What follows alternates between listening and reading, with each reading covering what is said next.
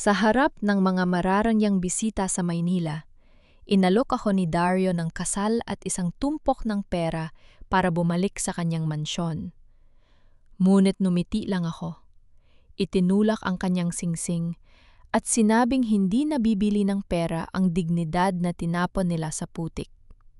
Habang siya ay lumuhod sa aking harapan, naalala ko ang araw na itinuring nila akong basura. "Huwag mo akong hawakan, magnanakaw! Isang hamak na katulong na tulad mo ang may lakas ng loob na magnakaw sa pamilyang nagpakain sa'yo." Nanginig ang buong katawan ko nang maramdaman ko ang malapot, malamig at mabigat na puting pintura na umagos mula sa aking ulo pababa sa aking balikat. Sobrang hapdi sa mata. Ang amoy ng chemical ay agad na pumasok sa aking ilong, dahilan upang halos hindi ako makahinga. Gusto kong sumigaw, ngunit walang boses na lumabas sa aking lalamunan. Nanatili akong nakatayo sa gitna ng malaking bulwagan ng mansyon sa Tagaytay, habang ang hawak kong frame ng painting ay dahan-dahang nadulas sa aking mga kamay. It was my late father's masterpiece. Isang lumang larawan ng yumaong ina ni Dario na inilaan ko ang buong buwan para i-restore gamit ang aking natutunang sining. Ngunit ngayon, ito ay tuluyan ng nasira. Lahat ng pagod ko, lahat ng pag-iingat ko upang ibalik ang ganda ng nakaraan ay nabalutan ng makapal at maduming puting pintura.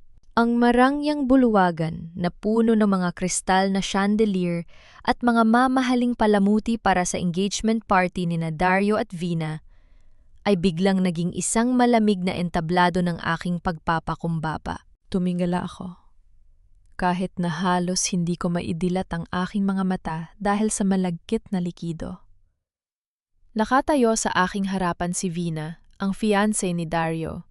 Hawak ang walang laman na lata ng pintura habang ang mukha niya ay puno ng pekeng galit at matinding pandiri. Sa likod niya, nakita ko si Dario, ang makapangyarihang tycoon na nagbigay sa akin ng trabaho nang mamatay ang aking ama. Ang lalaking lihim kong iginagalang at pinaglingkuran ng tapat sa loob ng maraming taon. Ngunit sa sandaling yon, walang bakas ng awa o kahit kaanting pag-aalala sa kanyang mga mata. Tumitig lang siya sa akin na parang isa akong stranger, parang isang dumi sa kanyang malinis na sahig. He looked at me with cold, doubting eyes.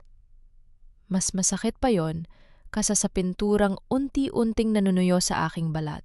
Nagsimulang magbulungan ang mga mararang yang bisita sa engagement party. Ang ilan ay naglalabas ng kanilang mga mamahaling cellphone para kumuha ng larawan, habang ang iba naman ay nagtatakip ng kanilang mga ilong na tila ba ang aking presensya ay nagdadala ng masamang amoy sa kanilang marang yang gabi. Sa gilid ng bulwagan, nakita ko si Aling Pina, ang kapitbahay naming tsismosa mula sa barangay na nagtatrabaho rin bilang katulong sa kabilang mansyon.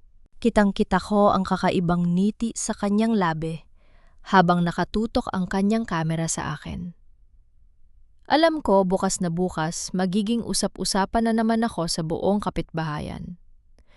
Mawawalan ako ng mukha sa harap ng mga tao at ang hiya na pilit kong iniiwasan para sa alaala ng aking ama ay tuluyan ng yuyurakan ng kanilang mga dila. "Huwag kang iiyak, Sabel," sabi ko sa aking sarili habang dahan-dahang humihinga ng malalim upang pigilan ang nagbabadyang luha. Huwag kang iiyak sa harap ng mga taong gustong makita ang iyong pagkasira. Huwag kang iiyak. Diyos ko po, bakit kailangang maging ganito? Bakit ang katotohanan ay palaging walang silbi sa harap ng kapangyarihan ng mayayaman? Bakit ang tulad kong nagsumikap lamang na mabuhay nang may dangal ang palaging tinatapon sa putik? Sabi ni Vina, itinuturo ang aking maliit na bag sa sulok ng silid na parang nakatagpo ng isang malaking kayamanan. "Dario, darling, she stole the hard drive. Nakita ko siyang pumasok sa opisina mo kanina bago magsimula ang party. At nang harapin ko siya, Sinubuin niyang sirain ang portrait ng mami mo gamit ang pinturang ito dahil nagalit siya nang matuklasan ko ang kanyang ginawa. Good thing I stopped her. Lumapit si Dario sa akin. Ang bawat hakbang ng kanyang sapatos sa makintab na sahig ay parang tunog ng hatol sa aking buhay. Tumigil siya sa aking harapan. Ang kanyang boses ay malamig at walang emosyon. Walang bahid ng nakaraang pagkakaibigan o pasasalamat sa katapatan ng aking ama. Sabi niya, "Is this true, Sabel? Saan mo dinala ang hard drive?" Tumingin ako ng diretso sa kanyang mga mata. Kahit na nababalutan ako ng pintura at nakatayo sa gitna ng kahihiyan, hindi ko ibinaba ang aking ulo. Hindi ako nakiusap, hindi ako lumuhod upang magmakaawa. Sabi ko, ang boses ko ay matatag kahit na nanginginig ang aking buong pagkatao. Hindi ako magnanakaw, Sir Dario. At hinding-hindi ko sisirain ang larawan ng inyong ina na pinagpuyatan kong ayusin para lamang sa inyo.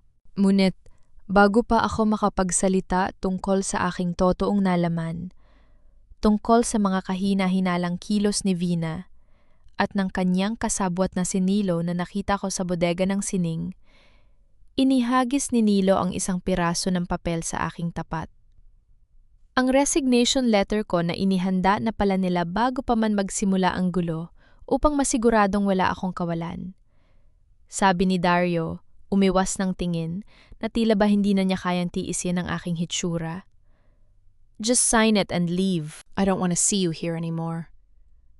Sumikip ang aking dibdib sa matinding uwatong na loob na dahan-dahang napalitan ng pot. Ang utang na loob na meron ako sa kanyang pamilya ay tuluyan ng nabura ng kanyang kawalan ng tiwala. Kinuha ko ang panulat mula sa lamesa. Sa pamamagitan ng aking mga kamay na dumi-dumi ng puting pintura, marahas kong nilagdaan ang papel na yon. Pagkatapos, itinapon ko ang ballpen sa mismong paanan ni Dario na nag-iwan ng maliit na talsik ng pintura sa kanyang mamahaling sapatos. No more begging. No more tears. Habang naglalakad ako palabas ng mansyon sa ilalim ng malamig na hangin ng Tagaytay, hinawakan ko ang aking nabasang damit. Doon ko naamoy ang kakaibang chemical na humalo sa pintura. Bilang isang eksperto sa pagpapanumbalik ng sining, alam ko ang amoy na ito. Hindi ito ordinaryong pintura na binibili sa palengke. It was a high-grade solvent used only for specific luxury wood preservation. Isang natatanging chemical na alam kong kay Nilo lamang nanggagaling mula sa kanyang lihim na bodega ng mga smuggled na kagamitan. Ngumiti ako ng bahagya sa gitna ng dilim habang lumalabas sa malaking gate ng mansyon. Inisip nila na winasak nila ang aking buhay. Ngunit hindi nila alam na iniwan nila sa aking sariling balat ang pinakamalaking ebidensya ng kanilang sariling krimen. Bit-bit ang isang lumang karton na naglalaman ng iilan kong damit at mga kagamitan sa pagpipinta. Nilakad ko ang madilim na daan patungo sa gilid ng barangay. Isang maliit at tagpi-tagping silid sa tabi ng sapa ang pansamantala kong narentahan gamit ang natitira kong barya. Malamig ang gabi sa Tagaytay. Ngunit mas malamig ang pakiramdam ng natuyong pintura na nakadikit pa rin sa aking anit at leeg. Kumuha ako ng maligamgam na tubig at hinaluan ito ng kaunting suka at alkohol, ang paraan na itinuro sa akin ng aking ama upang matanggal ang matitigas na mansa nang hindi nasisira ang balat. Habang marahan kong kinukuskos ang aking braso, naramdaman ko ang hapdi ng namumulang balat. Ang bawat hapdi ay tila paalala ng bawat salitang binitawan ni Vina, ng bawat mapanghusgang tingin ng mga bisita, at ng malamig na mukha ni Dario. Sabi ko sa aking sarili habang tinititigan ang aking refleksyon sa basag na salamin. Hinding-hindi ako susuko. Kung inakala nilang matatapos ang lahat sa pagpapalayas sa akin, nagkakamali sila. Inilabas ko ang aking lumang cellphone. Kahit luma, malinaw pa rin ang mga kuhang larawan nito. Binuksan ko ang gallery at tinitigan ang huling larawan na kinuha ko sa bulwagan bago magsimula ang magulong party. Iyon ang larawan ni Dario at Vina na magkahawak kamay sa harap ng mga bisita. Ngunit hindi ang kanilang mga ngiti ang tinitigan ko. Inizoom ko ang ibabang bahagi ng larawan, sa mamahaling sapatos ni Vina na gawa sa Italianong balat. May kakaibang dumi na nakadikit sa gilid ng tahong nito. Isang mapusyaw na kulay ginto at dilaw na alabok. Nanlaki ang aking mga mata. Bilang isang tagapukba ng sining na lumaki sa mga lumang mansyon, kabisado ko ang bawat uri ng lupa at alikabok sa lugar na ito. Ang partikular na kulay gintong alabok na yon ay hindi basta-basta dumi sa daan. It was a rare, yellow ochre sediment na matatagpuan lamang sa pinakamailalim na bahagi ng ancestral cellar ng pamilya ni Dario. Isang hurnong imbakan sa ilalim ng lupa kung saan nakatago ang mga hindi pa narerehistrong kuwadro at antigo mula pa noong panahon ng Kastila. Ang lugar na iyon ay mahigpit na nakakandado at si Dario lamang ang may susi. Bakit naroon si Vina? Si Vina na halos masuka kapag nakakakita ng dumi o alikabok. Bakit siya bababa sa madilim at maruming cellar na yon? Mabilis kong binuksan ang aking notebook kung saan nakasulat ang mga record ng bawat painting sa mansyon. May isang kwadro na palaging bantay sarado ni Dario. Ang Birhen ng Kapayapaan. Isang obra maestra mula sa ika-18 siglo na nagkakahalaga ng milyon-milyong piso. Kinuha ko ang isa pang larawan na lihim kong kinunan kahapon ng umaga bago ako pinalayas. Iyon ang malapit ang anggulo ng frame ng Ang Birhen ng Kapayapaan na nakasabit sa library ni Dario. Ipinatong ko ito sa tabi ng lumang dokumento ng aking ama na naglalaan ng orihinal na detalye ng kahoy na ginamit sa frame nito. Doon ko nakita ang katotohanan na nagpabilis sa tibok ng aking puso. Ang orihinal na frame ay gawa sa matigas na kahoy ng mulave na may maliliit, halos mikroskopikong butas na gawa ng mga sinaunang uod, isang natural na patunay ng katandaan nito.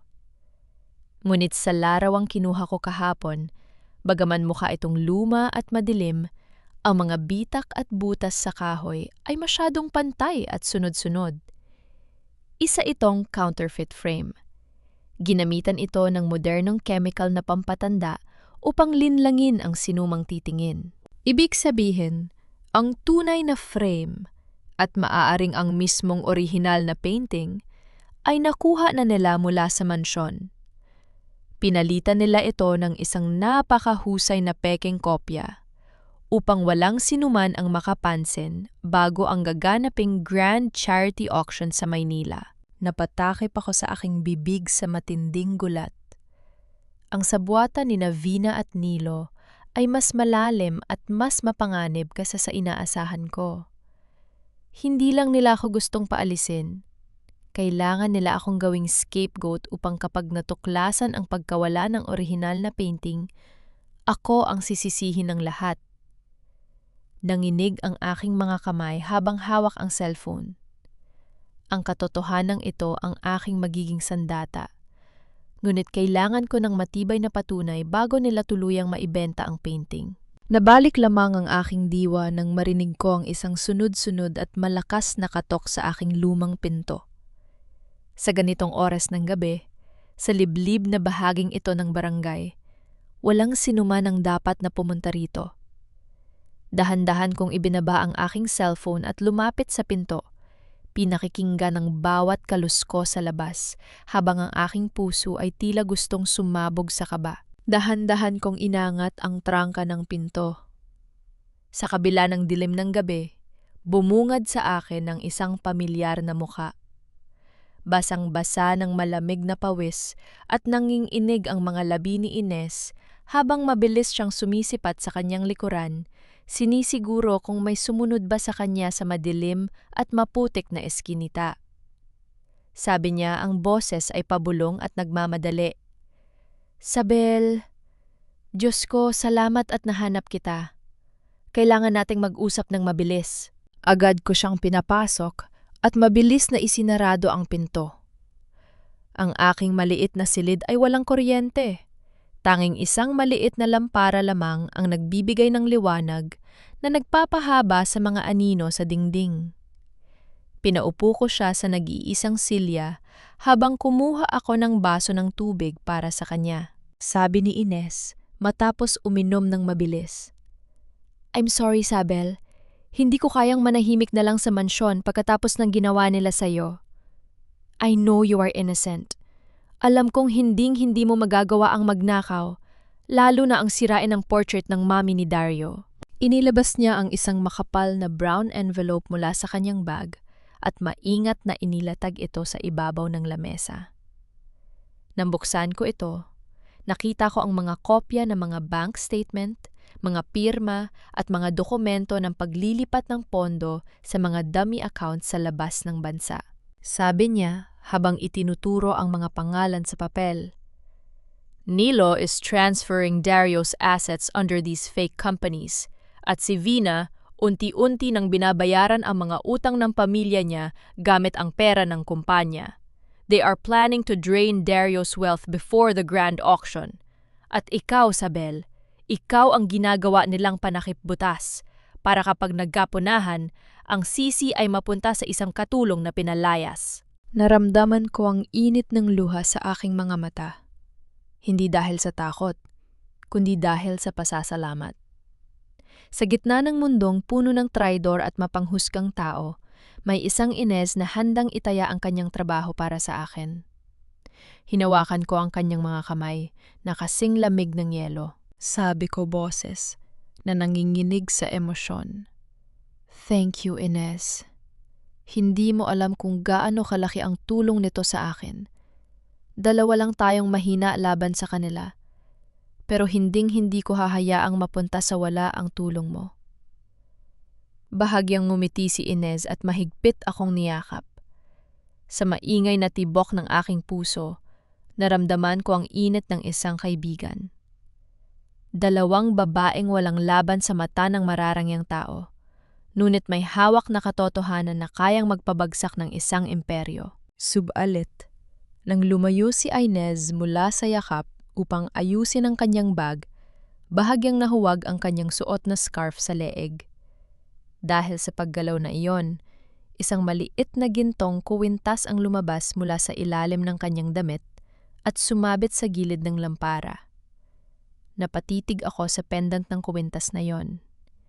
Isang gintong pendant na may hugis ng 3 dahon ng klina, isog clover leaf na may nakaukit na maliit na titik H sa gitna.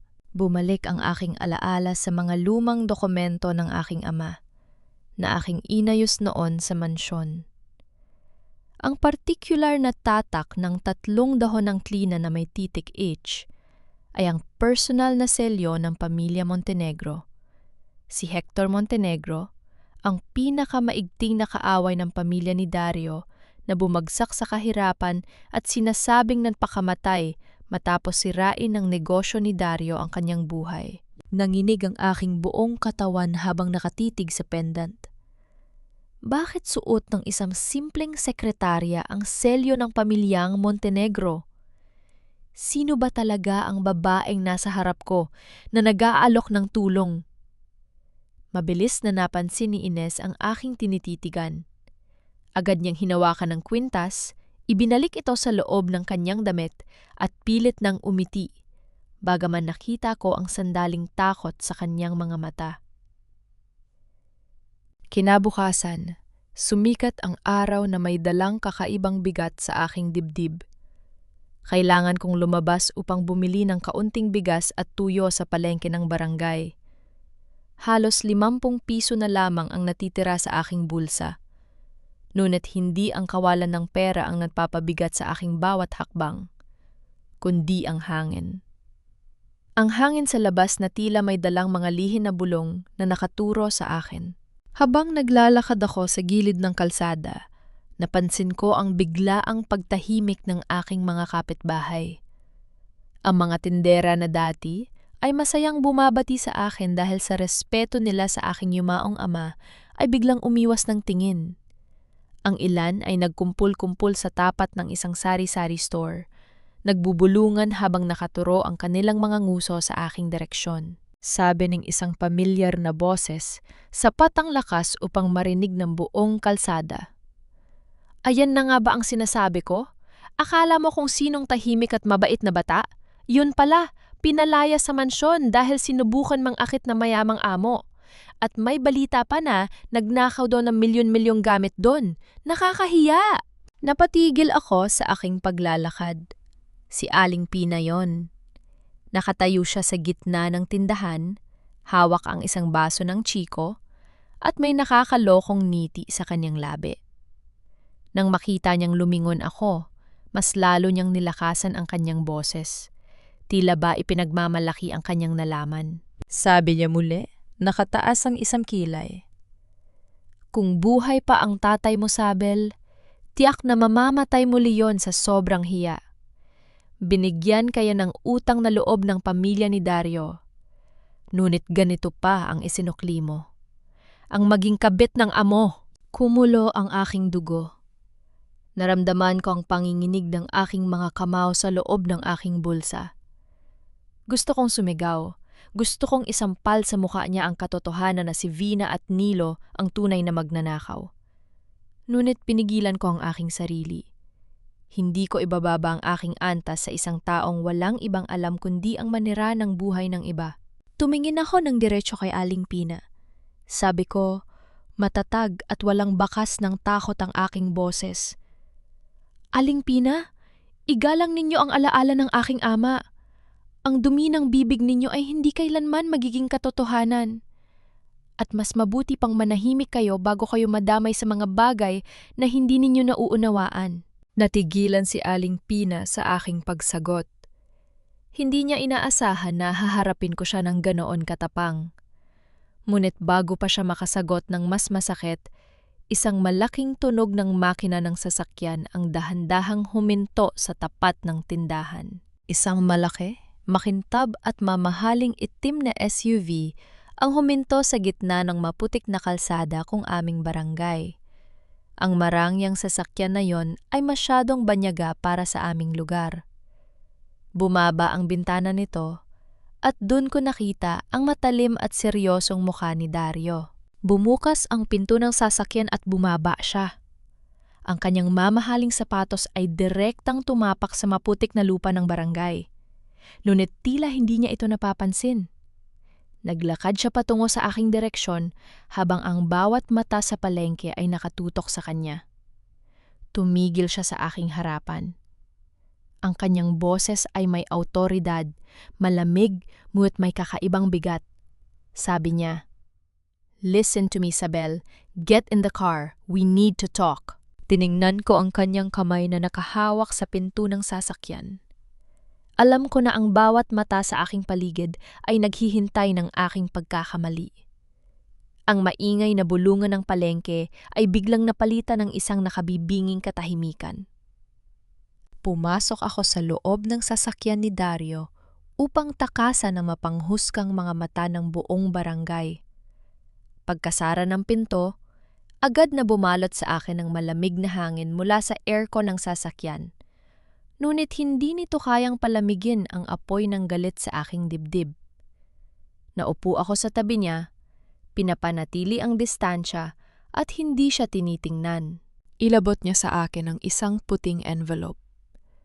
Nang buksan ko ito, nakita ko ang isang check na may nakasulat na halagang hindi ko kikitain kahit magtrabaho ako ng 10 taon bilang katulong.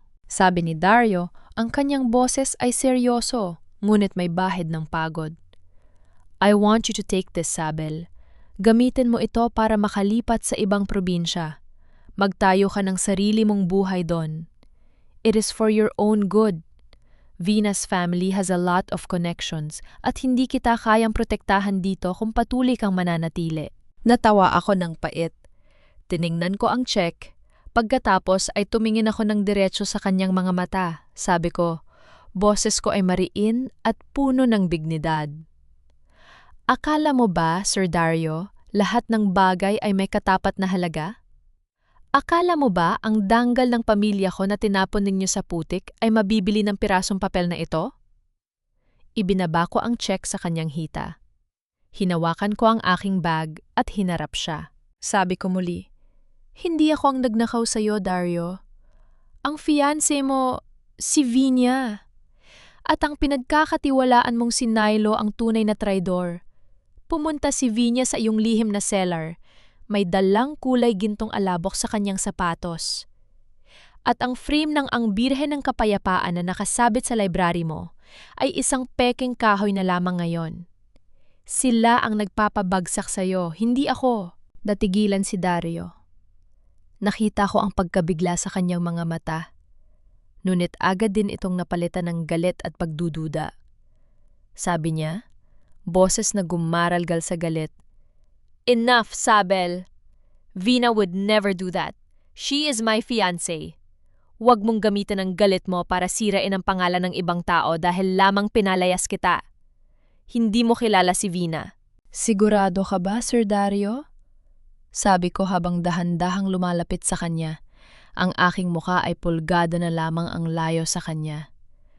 "O sadyang bulag ka lang dahil ayaw mong tanggapin na ang babaeng pakakasalan mo ang siyang kukuha ng lahat ng mayroon ka?" Bago ko binuksan ang pinto ng kotse upang bumaba, mabilis kong isiniksik sa bulsa ng kanyang mamahaling Amerikana ang isang maliit na piraso ng tela mula sa aking damit na may mansa pa rin ng puting pintura.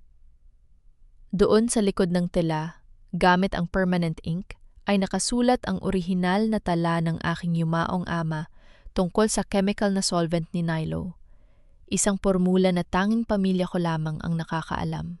Bumaba ako ng sasakyan at malakas na isinarado ang pinto. Iniwan siyang mag-isa sa loob ng kanyang marangyang mundo. Nang hapon ding iyon, habang naglalakad ako malapit sa gilid ng bangin sa Tagaytay upang magpalamig ng ulo, nakita ko ang sasakyan ni Vina na nakaparada sa isang liblib na sulok ng kalsada. Nagtago ako sa likod ng mga malalagong halaman nang makita ko siyang bumaba. Hawak niya ang kanyang cellphone at ang kanyang mukha ay basang-basa ng luha. Isang hitsura na malayong-malayo sa mapagmataas na Vina na nakita ko kahapon. Sabi niya, nanginginig at umiiyak sa kanyang kausap sa telpon, "O mama, please. Sinabi ko naman sa'yo, ginagawa ko ang lahat. Malapit na akong ikasal kay Dario. Once we get married, I can get the money to pay off those loan sharks. Huwag mo silang hahayaang saktan ka. Gagawin ko ang lahat, kahit magbenta ng mga lumang kwadro at pintura mula sa bodega ng mansyon. Just hold on, mama. Please." Napako ako sa aking kinatatayuan. Sa unang pagkakataon, nakita ko ang makataong bahagi ng aking kaaway. Hindi lang pala siya simpleng masamang tao.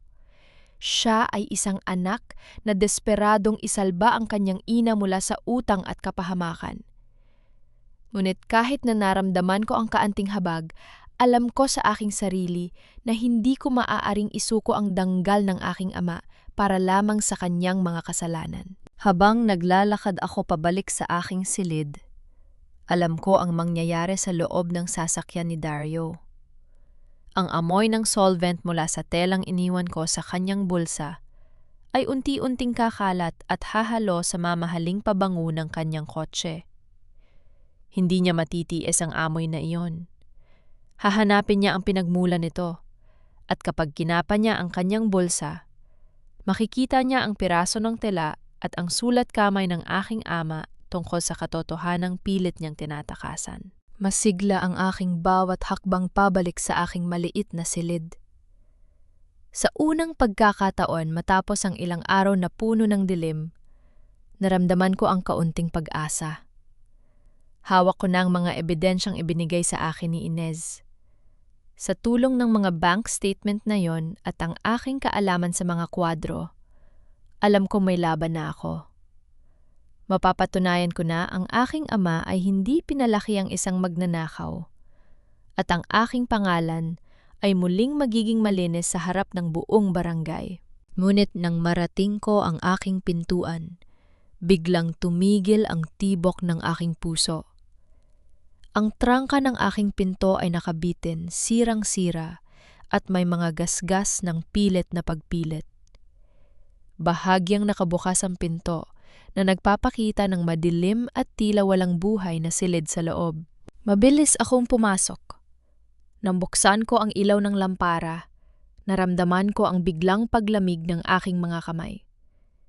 Ang aking maliit na kama ay gulo-gulo, ang mga unan ay gupit-gupit, at ang aking lumang aparador ay nakabukas at nakakalat ang lahat ng aking damit sa sahig. Ngunit ang mas masakit, ang aking lumang notebook, ang mga larawang aking iniprint at ang makapal na brown envelope na naglalaman ng mga dokumento ni Inez, lahat ng ito ay wala na. Naglaho na parang bula. Sa ibabaw ng aking sira-sirang lamesa, may isang piraso ng papel na naiwan sa ilalim ng lampara. Isang sulat kamay na pamilyar sa akin. Nanginginig ang aking mga daliri habang binubuksan ko ang papel. Sulat ito ni Inez. Sabi ng sulat, ang bawat salita ay parang kutsilyong dahan-dahang sumasaksak sa aking likuran. Sabel, patawad. Patawad dahil kailangan kong gawin ito. You are a good person, a very pure soul. Pero sa mundong ito, ang mga tulad mo ang pinakamadaling gamitin bilang pain sa laro ng mga mayayaman. Ako si Inez Montenegro. Anak ako ni Hector Montenegro, ang lalaking sinira at pinatay ng pamilya ni Dario sa ngalan ng negosyo. Buong buhay ko ay inilaan ko para maghiganti sa kanila. Ginamit ko ang galit mo at ang talas ng iyong isip para makuha ang mga ebidensyang ito laban kay Nilo at Vina. Na yung nasa akin na ang lahat, gagamitin ko ito para tuluyang pabagsakin ang imperyo ni Dario sa darating na auction. Ngunit para manatili akong ligtas at malinis, kailangan kong iwanan ang lahat ng dumi sa'yo. Ako mismo ang nagpadala ng tip sa pulisya. Pinalabas ko na ikaw ang nagnakaw ng mga dokumentong ito upang i-blackmail si Dario. Patawad muli, Sabel. Ito ang kabayaran ng aking hustisya. Nanghina ang aking mga tuhod. Napaupo ako sa malamig na sahig ng aking silid habang hawak ang papel. Ang tanging tao na pinagkatiwalaan ko, ang tanging tao na akala ko ay nakakaintindi sa aking sakit, ay siya palang gagamit sa akin upang tapusin ang kanyang sariling digmaan. Ang sakit ng pagtatraidor ni Inez ay mas masakit pa kaysa sa pinturang ibinuhos sa akin ni Vina. Huwag kang iiyak, Sabel. Huwag kang iiyak.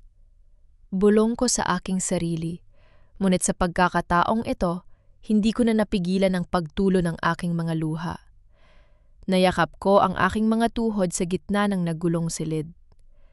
Bakit napakabilis ng tadhana na bawiin ang kaunting pag-asa na meron ako?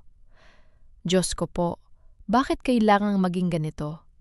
Bakit ang mga taong biktima na nga ng kawalang katarungan ang siyang kailangan pang maging pain sa kanilang mga laro? Nabalik lamang ako sa aking katinoan nang marinig ko ang kakaibang ingay mula sa labas ng aking bintana. Ang asul at pulang liwanag ay biglang sumilip sa aking silid na sinundan ng sunod-sunod na yabag ng mabibigat na sapatos na papalapit sa aking pinto. Bumukas ang pinto at pumasok ang 3 armadong pulis, kasunod ang abogado ng pamilya ni Dario at si Aling Pina na nakasilip sa likod na may kasamang malaking ngiti sa kanyang labi. Sabi ng nangungunang pulis habang ipinapakita ang isang warrant of arrest. Sabel San Jose, inilalabas namin ang warrant na ito laban sa iyo para sa kasong qualified theft, extortion at defamation, batay sa reklamo ng kumpanya ni Sir Dario at sa testimonya ng testigo na si Inez Montenegro. Sumama ka sa amin ng mapayapa? Tumayo ako mula sa sahig. Pinunasan ko ang aking mga luha at inayos ang aking sarili.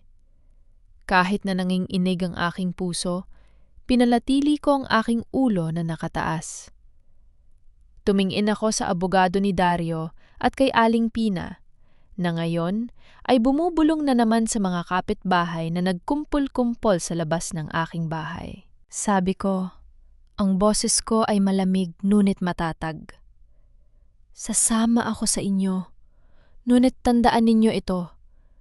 Ang katotohanan ay hindi kailanman maitatago ng inyong mga posas. At kapag nalaman ni Dario kung sino ang tunay na may hawak ng ebidensya, magsisisi kayo sa araw na ito. Ibinigay ko ang aking mga kamay sa pulis. Naramdaman ko ang malamig na metal ng posas na sumapit sa aking mga pulso.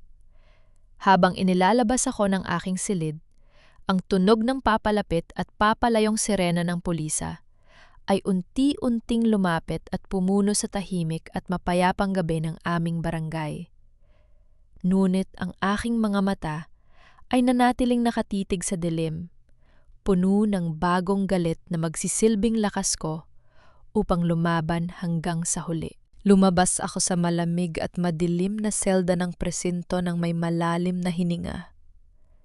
Hindi ko inaasahan na makakalabas ako ng ganun kabilis pagkatapos ng matinding paratang ni Ines at ng kumpanya ni Dario. Sa labas ng istasyon ng pulisya, nakatayo si Pedro Joseph, ang kura paroko ng lumang simbahan sa Tagaytay at matalik na kaibigan ng aking yumaong ama. Siya ang nagbayad ng aking piyansa gamit ang kanyang personal na ipon. Sabi ni Pedro Joseph habang tinatapik ang aking balikat ng may init at pag-unawa. Sabel, kilala ko ang iyong ama. Alam kong pinalaki kanyang may takot sa Diyos at may malinis na puso. Hindi ko hahayaang mabulok ka sa kulungan para sa kasalan ng hindi mo ginawa. Napayak ako. Hindi sa lungkot, kundi sa labis na pasasalamat. Sumama ako sa kanya patungo sa lumang simbahan ng Tagaytay, ang tanging lugar kung saan pakiramdam ko ay ligtas ako mula sa maruming mundo ng mga mayayaman. Ang amoy ng insenso, ang init ng mga kandila, at ang katahimikan ng banal na lugar na yon ay dahan-dahang nagpabalik ng kapayapaan sa aking naguguluhang isip. Lumuhod ako sa tapat ng altar. Tumingala ako sa krus at nanalangin ng buong puso. Hindi ko hiningi ang yaman, hindi ko hiningi ang kaparusahan para sa mga nanakit sa akin. Sabi ko, sa aking pabulong na panalangin, Diyos ko, hindi ko po hinihiling na bigyan mo ako ng yaman o kapangyarihan. Hinihiling ko lamang na bigyan mo ako ng lakas at talas ng isip upang maipakita ang katotohanan. Gabayan mo po ako na maibalik ang danggal ng aking ama. Matapos magdasal, naupo ako sa isa sa mga lumang kahoy na upuan ng simbahan upang magpahinga. Upang pakalmahin ang aking sarili, tinitigan ko ang isa sa mga dambuhalang painting ng mga santo na nakasabit sa gilid ng simbahan. Ito ay isang lumang kwadro mula pa nung panahon ng Kastila, na kamakailan lamang ay inayos ng aking ama bago siya yumao. Habang pinagmamasdan ko ang gilid ng canvas, napansin ko ang isang napaka-espesyal na tahi sa likod ng frame. Isa itong dubleng tela o tinatawag na canvas lining technique.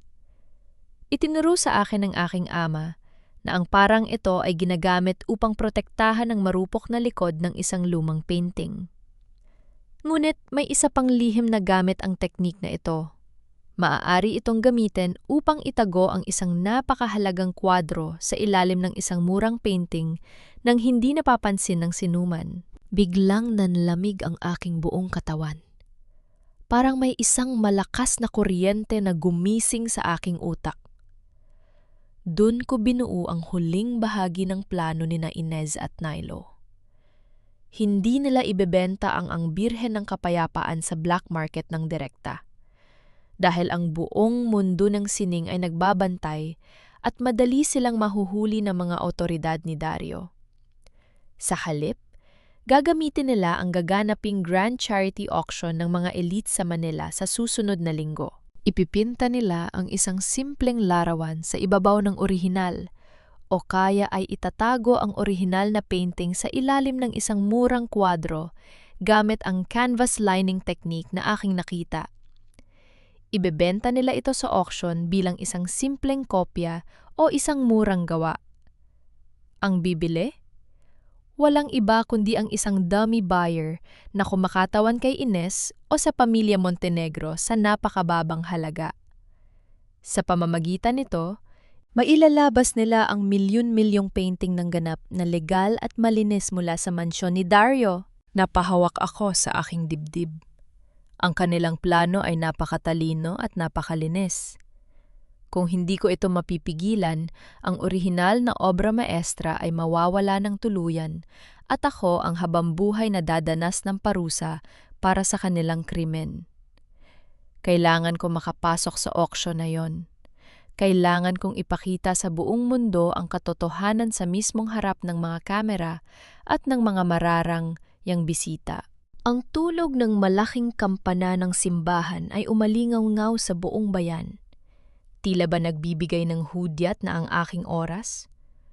Upang lumaban ay nagsisimula na. Alam ko ang lakas ng isang tinatawag na marites sa aming barangay. Sa kultura ng mga Pilipino, ang tsismis ay mas mabilis pa sa balita sa telebisyon. At si Aling Pina ang pinakamabilis na transmitter ng mga kwentong walang katotohanan. Ngunit sa pagkakataong ito, gagamitin ko ang kanyang masamang ugali upang maging aking pinakamalakas na pain. Humingi ako ng tulong kay Pedro Joseph. Binigyan niya ako ng isang lumang kwadro na sira-sira at halos wala ng halaga na nakuha mula sa imbakan ng simbahan. Pagbalik ko sa aking inayos na silid sa barangay, siniguro ko na dala ko ito ng hayagan.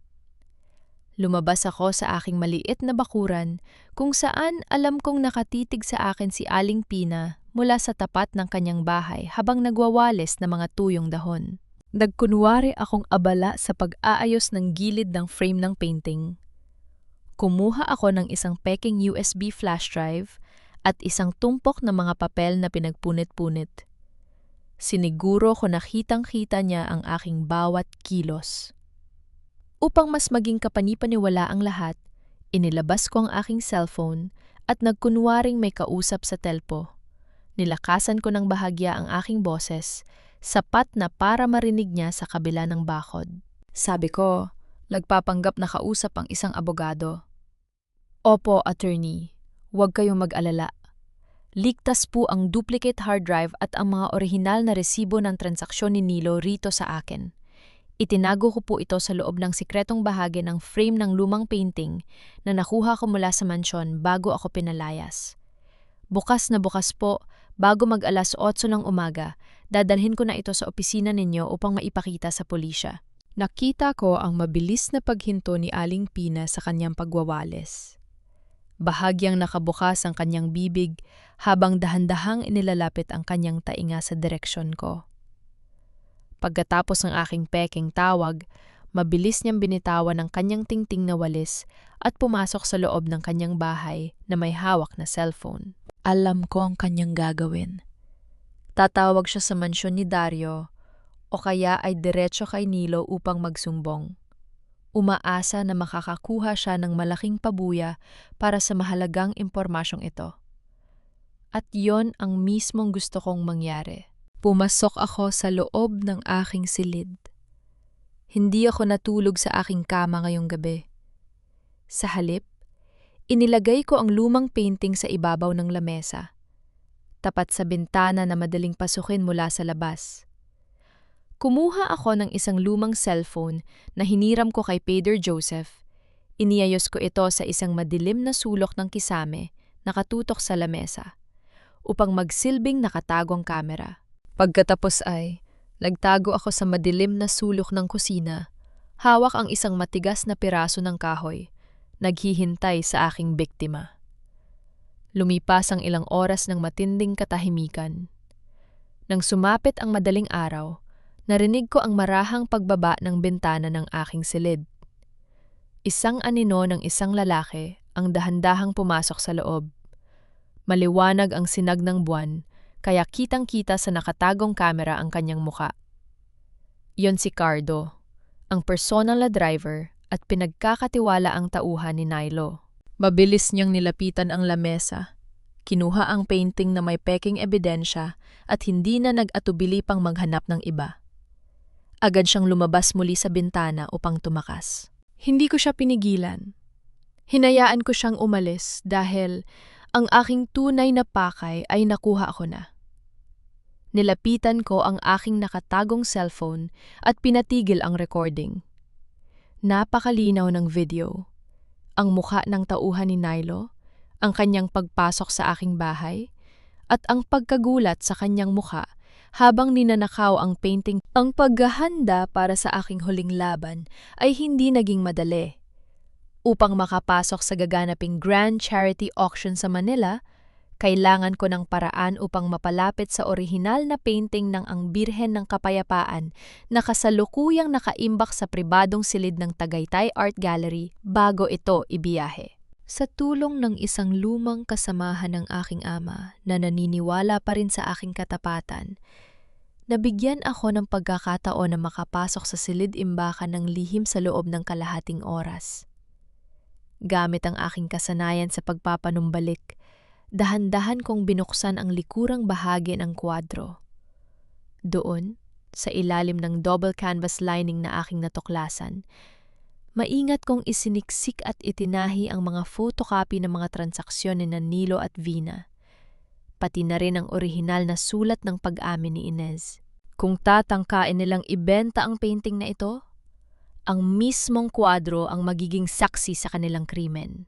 Bago ako tuluyang bumiyahe, patungong Manila para sa gabi ng auction, dumaan muna ako sa sementeryo ng Tagaytay upang bisitahin ang puntod ng aking ama. Gusto kong humingi ng kanyang gabay at basbas bago ko harapin ang mga taong sumira sa aming pangalan. Ngunit habang papalapit ako sa puntod ng aking ama, napatigil ako nang makakita ng isang pamilyar na figura na nakaluhod sa harap ng isang katabing puntod. Si Inez. Walang ibang tao sa sementeryo, kundi kami lamang.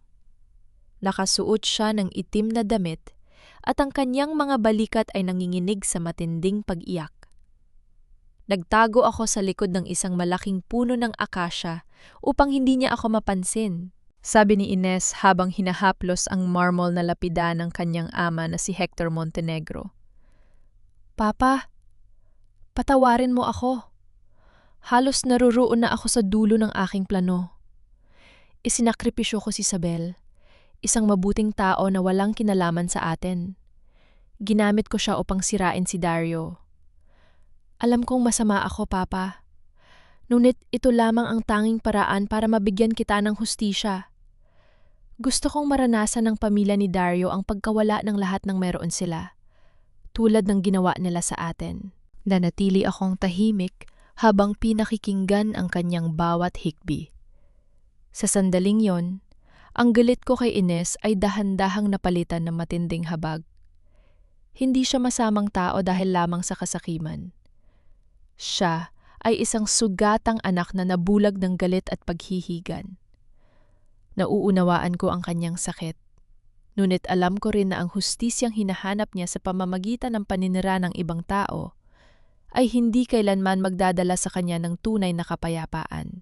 Umalis ako sa sementeryo nang hindi nagpapakita sa kanya. Pagbalik ko sa aking maliit na silid sa simbahan upang kunin ang aking mga gamit, may nakita akong isang puting envelope sa ibabaw ng aking lamesa. Walang nakasulat na pangalan ng nagpadala. Tanging pangalan ko lamang ang nasa harap nito. Nang buksan ko ang envelope, nakita ko ang isang opisyal, makintab at maavang na VIP invitation ticket para sa gaganaping Grand Charity Auction sa Manila ngayong gabi. Ang ticket na ito ay nagkakahalaga ng libu-libong piso at para lamang sa pinakamayayaman at pinakamakapangyarihang tao sa bansa. Sino ang magpapadala nito sa akin? Si Dario ba na gustong harapin ko ang aking mga paratang? O si Inez na gustong makita ko ang kanyang huling tagumpay? Hindi ko alam ang sagot. Ngunit alam ko na ito na ang aking huling pagkakataon. Tinitigan ko ang ginintuang tiket na lalong kumikinang sa ilalim ng liwanag ng lampara. Hudyat na handa na akong pumasok sa lungga ng mga leon. Ang marangyang bulwagan ng isang sikat na hotel sa Makati ay puno ng nagnaningningang mga chandelier, mababangong pabango, at mga pinakamakapangyarihang tao sa Maynila. Nakaayos ang lahat para sa pinaka-inaasahang gabi ng sining, a grand charity auction. Sa gitna ng entablado nakasabit ang obra maestra na ang Birhen ng Kapayapaan. Nakatayo sa tabi ng entablado si Dario, suot ang kanyang formal na suit, habang si Vina naman ay nakasandal sa kanyang balikat na may napakalaking neti sa labi. Kasabwat si Nilo na abala sa pag-aasik kaso ng mga papel sa gilid. Kampante sila. Akala nila ay tapos na ang gulo. Ngunit nagkamali sila. Bumukas ang pinto ng bulwagan. Pumasok ako na hindi na nakasuot ng damit katulong. Suot ko ang isang simple ngunit napaka-eleganteng itim na gown na gawa sa seda na itinabi ng aking ina noon. Nakataas ang aking diretso ang tingin at may lakad na puno ng kumpiyansa. Agad akong hinawakan ng 2 security guard sa magkabilang braso. Sabi ng isa, "Ma'am, bawal po kayo rito. Alisin niyo po siya." Ipinakita ko ang aking maavang na VIP ticket. Sabi ko, ang boses ko ay sapat ang lakas upang marinig ng mga bisita sa malapit. "May karapatan akong pumasok. Ako si Isabel San Jose at ako ang opisyal na nag-restore ng painting na yan na kasalukuyan ninyong ibinebenta." Natigilan ang mga gwardiya. Sa entablado, biglang nawalan ng kulay ang mukha ni Vina nang makita ako. Sabi ni Vina habang pasigaw na tinatawag ang mga gwardiya, "What is that trash doing here? Dario, darling, look! Ang magnanakaw na yan ay nakatakas sa kulungan. Security, get her out of here right now!" Sabi ni Nilo na agad lumapit upang harangan ako. "Sabel, baka nakakalimutan mong nasa piyansa ka pa lang. Huwag mong sirain ang gabing ito kung ayaw mong mabulok sa kulungan habang buhay." Sabi ko, habang dahan-dahang lumalapit sa entablado nang hindi sila pinapansin. Hindi ako ang nagnakaw, Mr. Nilo. At hindi rin ako ang dapat na mabulok sa kulungan.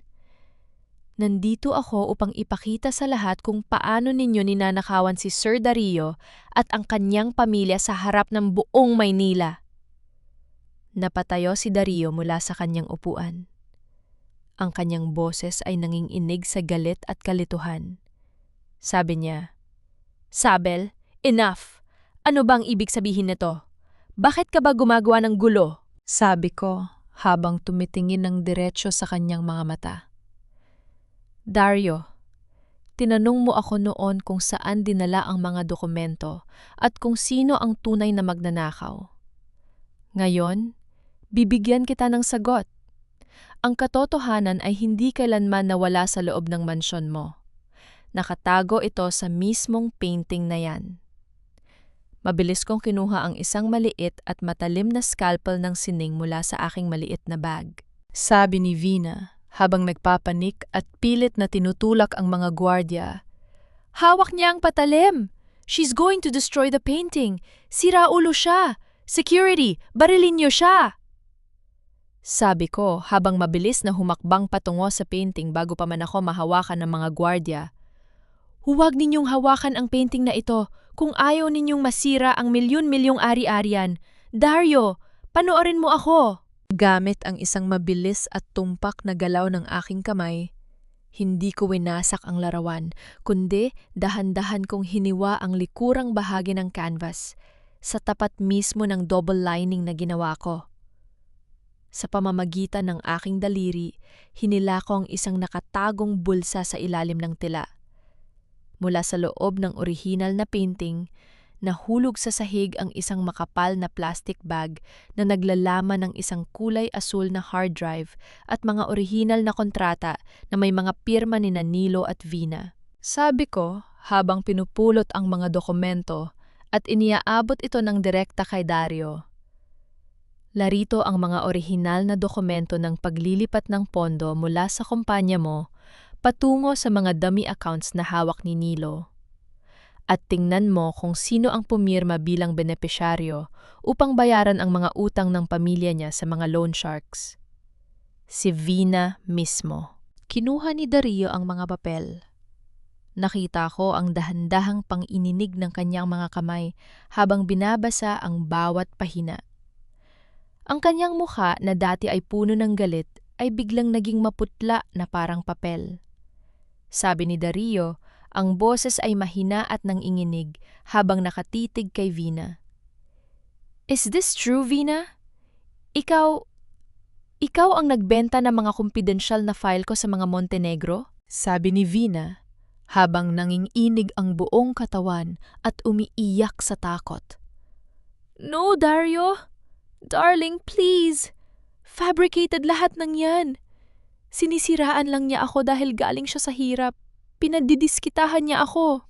Sabi ko, habang itinuturo si Inez na nakatayo sa gitna ng karamihan. At si Inez, na naging kasabwat ninyo upang gamitin ako bilang pain upang pabagsakin ka, Dario. Narito rin sa likod ng painting ang orihinal na confession letter na isinulat niya na nagpapatunay na ang orihinal na painting ay pinapalitan ninyo ng peke. Nanahimik ang buong bulwagan.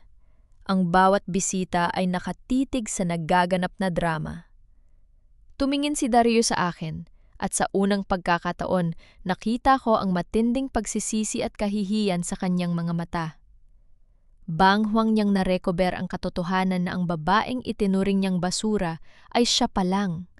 Nagligtas sa kanyang buhay at tanggal, habang ang babaeng pakakasalan niya ang tunay na demonyo sa kanyang tabi.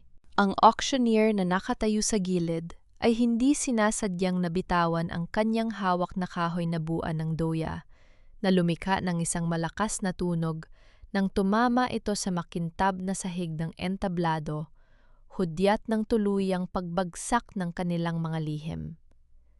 Ang buong bulwagan ay napuno ng bulung-bulungan habang mabilis na pumasok ang mga pulis upang pusasan sina Vina at Nilo. Ang ebidensyang lumabas mula sa likod ng painting ay hindi na kayang pasubalian pa ng kahit sinong abogado. Sabi ni Vina, habang pilit na humahawak sa braso ni Dario, ang kanyang makeup ay burado na dahil sa matinding pag-iyak. Dario, please! Darling, makinig ka sa akin. Ginawa ko lang ito dahil kailangan kong iligtas ang aking ina. Papatayin siya ng mga loan sharks. Please, wag mo akong ipakulong.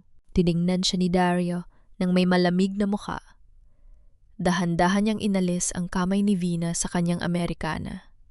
Sabi niya, ang boses ay walang kaunting emosyon. Wag mo akong hawakan, Vina. Hinding-hindi ko mapapatawad ang paggamit mo sa alaala ng aking ina para sa iyong mga kasalanan. Pulis, ilayo niyo na siya. Sabi naman ni Nilo, habang kinakaladkad siya ng mga otoridad, nakatitig sa akin ng may matinding galit. Akala mo ba nanalo ka na, Sabel? Isang katulong ka lang pa rin. Habang buhay ka magiging hampas lupa. Tiningnan ko siya ng diretsyo. Walang bakas ng takot o galit sa aking muka. Sabi ko, boses ko ay kalmado at buo. Maaaring isang katulong ako sa tingin ninyo, Mr. Nilo. Ngunit napatunayan ko naman na mas marumi pa ang budhi ninyo kaysa sa basahan na ginagamit ko sa paglilinis ng mansyon. Sa kabilang gilid ng bulwagan, lumapit sa akin si Inez. Walang gwardiya na humawak sa kanya dahil walang direktang ebidensya na nag-uugnay sa kanya sa pagnanakaw ng painting, maliban sa kanyang sulat na ibinigay ko kay Dario upang patunayan ang aking kawalan ng sala. Sabi ni Inez habang may maliit na ngiti sa kanyang labi. You won, Sabel! Napagaling mo ang sugat ng pamilya mo nang hindi gumagamit ng dumi.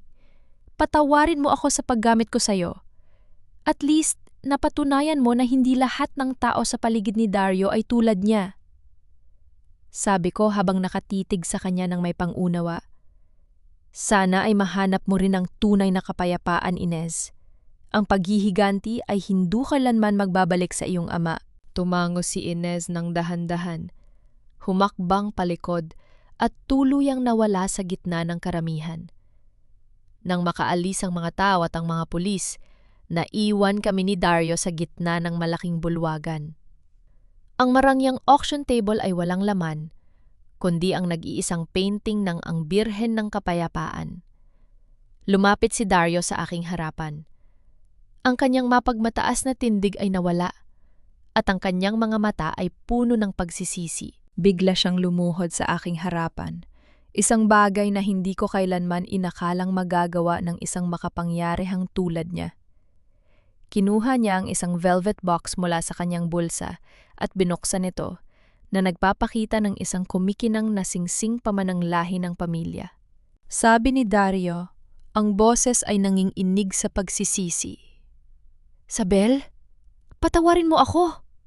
Nabulag ako ng aking yabang at ng aking takot na mawalan ng kontrol. Hinayaan kong saktan ka nila. Please, bumalik ka sa mansyon. Hindi bilang isang katulong na taga-restore ng sining, kundi bilang may-ari nito. Be my wife, Sabel. Gusto kong ibigay sa'yo ang lahat ng yaman at proteksyon na karapat-dapat para sa'yo. Tinitigan ko ang singsing na inilalahad niya. Naramdaman ko ang kakaibang kirot sa aking puso. Ngunit alam ko na ang kanyang alok ay hindi galing sa isang pantay na pag-ibig. Ito ay galing sa matinding guilt, sa kanyang utang na loob, at sa kanyang paniniwala na ang lahat ng sakit na aking dinanas ay maaaring burahin ng isang kasal at karangyaan. Kinuha ko ang singsing mula sa kanyang kahon. Tiningnan ko ito, pagkatapos ay dahan-dahan ko itong inilapag sa ibabaw ng walang laman na auction table sa tabi ng painting ng kanyang ina. Sabi ko, habang dahan-dahang humahakbang paatras upang lumayo sa kanya. Dario, hindi nabibili ng pera o ng kasal ang danggal na itinapon ninyo sa putik. Iniligtas ko ang painting ng iyong ina dahil sa respeto ko sa kanyang alaala at dahil sa katapatan ng aking ama sa sining. Hindi ko ito ginawa upang maging asawa mo sa pamamagitan ng iyong awa at pagsisisi. I cannot be with a man who only sees my worth when he's about to lose everything. Tumalikod ako at naglakad palayo. Ang liwanag ng brilyante ng singsing ay nag-iwan ng isang maliit at malungkot na kislap sa ibabaw ng madilim na kahoy ng lamesa. Habang tuluyan ko nang nilisan ang kanyang mundo, ng may malinis na pangalan at malayang puso. Lumipas ang isang taon na parang mabilis na paglipat na musnapahina sa isang makapal na aklat. Iniwan ko ang maingay at magulong mundo ng Tagaytay at Maynila. Sa tulong ng aking mga naipon, at sa tulong na rin ng mga rekomendasyon ng mga dating kliyente ng aking ama na nakatukla sa aking tunay na galing, nakapagtayo ako ng isang maliit na art restoration shop sa isang tahimik at payapang bayan sa Rizal. Dito, sa aking maliit na suong, ang hangin ay palaging amoy linseed oil, tuyong kahoy at sariwang pintura. Sa pamamagitan ng aking sariling mga kamay, muli kong binuo ang aking buhay. Ang mga tao rito ay kilala ako bilang si Sabel, ang mahusay na taga-restore ng sining, at hindi bilang isang katulong na nasangkot sa iskandalo ng mga mayayaman. Nahanap ko ang tunay na kapayapaan at ang kalayaan na matagal kong ipinagkait sa aking sarili. Isang hapon, habang ang sikat ng araw ay dahan-dahang pumapasok sa aking bintana at nagbibigay ng gintong liwanag sa aking ginagawang painting, narinig ko ang mahinang pagbukas ng pinto ng aking shop. Tumingala ako mula sa aking ginagawa. Inaasahan na isang karaniwang kliyente ang papasok. Ngunit natigilan ako nang makita ko ang lalaking nakatayo sa may pintuan. Si Dario. Ngunit malayo siya sa Dario na aking nakilala noon. Walang mamahaling SUV na nakaparada sa labas ng aking shop, walang mga bodyguard na nakabuntot sa kanyang likuran, at walang bakas ng pagmamataas sa kanyang mukha. Nakasuot lamang siya ng isang simpleng puting t-shirt, kupas na maong, at tila naglakad lamang siya patungo rito mula sa sakayan ng jeepney. Ngumiti ako sa kanya ng bahagya. Nungit nanatili ako sa aking kinatatayuan upang panatilihin ang isang ligtas at propesyonal na distansya. Sabi ko, ang boses ko ay kalmado at payapa. Sir Dario, anong maipaglilingkod ko sa inyo? May ipaparestore ba kayong lumang kwadro? Sabi ni Dario, habang dahan-dahang lumalapit at nakatitig sa akin ng may matinding paghanga at pangungulila. Sabel, please, wag mo no akong tawaging sir. Matagal kitang hinanap. Masaya ako na nakita kong maayos at masaya ang buhay mo rito. You look beautiful, Sabel. At alam ko hindi mo kailangan ng kahit anong yaman ko upang maging buo. Sabi ko, habang inilalagay ang aking palette sa lamesa. Salamat, Dario. Dito, nakatayo ako gamit ang sarili kong mga paa. Malinis ang pangalan ko, at higit sa lahat, malaya ang aking puso. Yumuko si Dario ng bahagya. Tila nahihiya pa rin sa kanyang mga nagawang pagkakamali sa nakaraan. Sabi niya, ang boses ay seryoso at puno ng determinasyon. Nandito ako hindi upang pilitin kang bumalik sa akin, Sabel. Alam kong hindi ko pa yon karapat-dapat na hilingin sa'yo. Ngunit gusto kong malaman mo na nakipagtulungan na ako sa mga awtoridad. Isinuko ko na sa batas ang lahat ng mga illegal na transaksyon na ginawa ng aking pamilya sa nakaraan. Haharapin ko ang investigasyon at ang anumang parusa na ibibigay ng batas sa akin. Nanlaki ang aking mga mata sa gulat. Ang makapangyarihang tycoon na tulad niya ay handang isuko ang kanyang kapangyarihan at harapin ang kulungan para lamang sa paglilinis ng kanyang pangalan. Sabi ni Dario muli habang nakatitig ng diretsyo sa aking mga mata. Gusto kong patunayan sa iyo na kaya kong maging karapat-dapat sa pagmamahal mo, Sabel. Kapag natapos na ang lahat ng ito, kapag malinis na ang aking budhi at ang aking pagkatao sa harap ng batas, maaari ko bang hilingin na bigyan mo ako ng pagkakataon na pumasok muli sa buhay mo? Hindi bilang isang amo na nag-aalok ng tulong, kundi bilang isang lalaking pantay na nagmamahal sa'yo. Tinitigan ko siya ng matagal. Nakita ko ang katapatan sa kanyang mga mata. Ang katapatan na matagal kong hinanap noon. Numiti ako ng bahagya, isang ngiti na may dalang pag-asa, ngunit may kasamang pag-iingat. Sabi ko, boses ko ay may banayad na pangako. Hihintayin ko ang araw na yon, Dario. Patunayan mo muna sa batas at sa sarili mo na, kaya mong maging isang mabuting tao nang walang kapangyarihan o yaman sa likod mo. Pagkatapos nyon, titingnan natin kung may puwang pa ang nakaraan sa ating kasalukuyan. Tumango si Dario ng may malawak na ngiti, tila nakakuha ng pinakamalaking gantimpala sa kanyang buhay. Nagpaalam siya ng may respeto at dahan-dahang lumabas ng aking shop. Huminga ako ng malalim at muling kinuha ang aking brush. Ang banayad na paghila ng aking brush sa ibabaw ng bagong canvas ay lumika ng isang mahina at payapang tunog na tila ba dahan-dahang nagpipinta ng isang bagong bukas na puno ng pag-asa, pagmamahal at tunay na kalayaan.